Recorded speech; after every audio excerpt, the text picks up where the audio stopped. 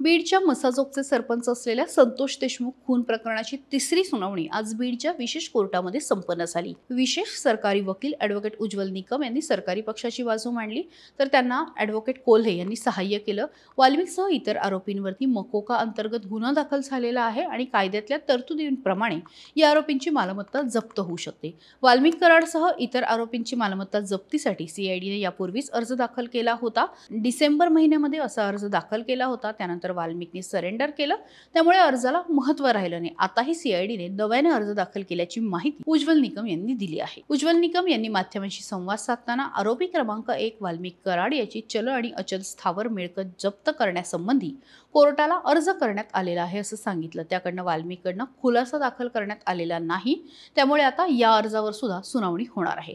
दरम्यान कराडकडे स्वतःकडे किती संपत्ती आहे याची माहिती यापूर्वी तुकड्या तुकड्यांमध्ये बाहेर आली। त्याच्याशिवाय त्याच्या दोन पत्नी, मुलं आणि इतर नातेवाईकांच्या नावावर किती संपत्ती आहे याची माहिती काही प्रमाणामध्ये पुढे आली आहे। मात्र जप्तीमध्ये केवळ वाल्मिकच्या संपत्तीवर कारवाई होणार की नातेवाईकांची सुद्धा संपत्ती जप्त होणार हे आता स्पष्ट होईल।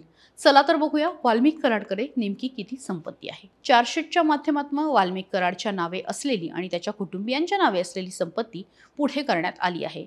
वाल्मिककडे केजमध्ये 25,000 चौरस फुटांचा फ्लॅट आणि बंगला आहे, ज्याची किंमत 1,69,00,000 आहे। दगडवाडीत शेतजमीन किंमत 48,26,000 रुपये आहे, तर मौजे तंडोळीत 12 हेक्टर शेतजमीन किंमत 6,00,000 रुपये अशी आहे।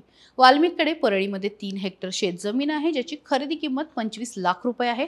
परळी रोडवर अंबाजोगाईमध्ये 380 चौरस मीटरचं रहिवासी बांधकाम असून अंबाजोगाईमध्ये 119 चौरस मीटरचं रहिवासी बांधकाम आहे। कराडचं दगडवाडीमध्ये स्टोन क्रशर युनिट असून दगडवाडी गावात 48 लाखांची शेत जमीनही आहे। कराडच्या पत्नीच्या नावे परळीतल्या वडगावमध्ये 4.5 एकर शेतजमीन असून त्याची किंमत 13,00,000 रुपये आहे। वडगावात आणखी एक फ्लॅट असून किंमत 1.5 लाख आहे। कराडच्या मुलाच्या नावावर शिरसाळा गावात 581 चौरस मीटरचा खुला प्लॉट आहे। यासह कराडच्या कुटुंबातील इतर मालमत्ता सुद्धा पुढे येण्याची शक्यता आहे। तुर्तास यावरती आता कोर्ट काय निर्णय घेतं, कराडची मालमत्ता जप्त होते का, हे सगळं आम्ही तुम्हाला सांगणार आहोत। पण त्यासाठी सकाळ लाईक, शेअर आणि सबस्क्राईब करायला विसरू नका।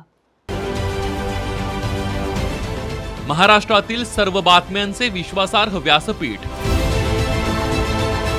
सकाळच्या सर्व सोशल मीडिया प्लॅटफॉर्मला लाईक, फॉलो आणि सबस्क्राईब करा। तसंच सर्व नोटिफिकेशनसाठी बेल आयकॉन प्रेस करायला विसरू नका।